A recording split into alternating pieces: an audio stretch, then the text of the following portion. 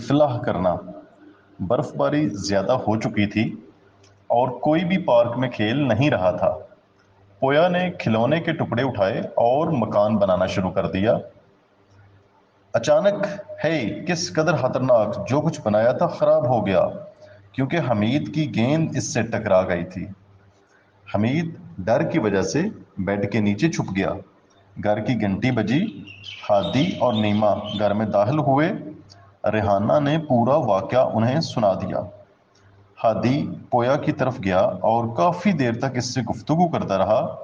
کچھ دیر بعد چاروں بچوں نے کھلونوں کے ساتھ ایک نیا شہر بنانا شروع کر دیا اور ان کی ہنسنے کی آوازیں گھر بھر چکی تھیں۔ آپ جانتے ہیں کہ ہادی نے پویا سے کیا کہا؟ میں بتاتا ہوں ہادی نے پویا سے کیا کہا۔ ہادی نے پویا کو قرآن پاک کی آیت مبارکہ سورۃ حجرات کی آیت نمبر 10 کا حوالہ دیا، جس میں فرمایا گیا ہے کہ اپنے بھائیوں کے درمیان اصلاح کرو۔ یہ ترجمہ تھا کہ اپنے بھائیوں کے درمیان اصلاح کرو۔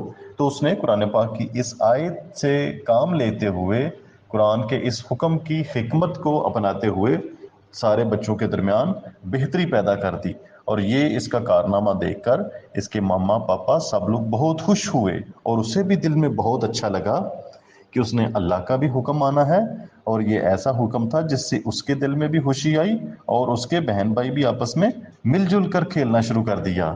کیا آپ بھی اپنے بہن بھائیوں کے ساتھ اچھی طرح سے کھیلتے ہیں؟ مجھے کمنٹ میں ضرور بتائیں۔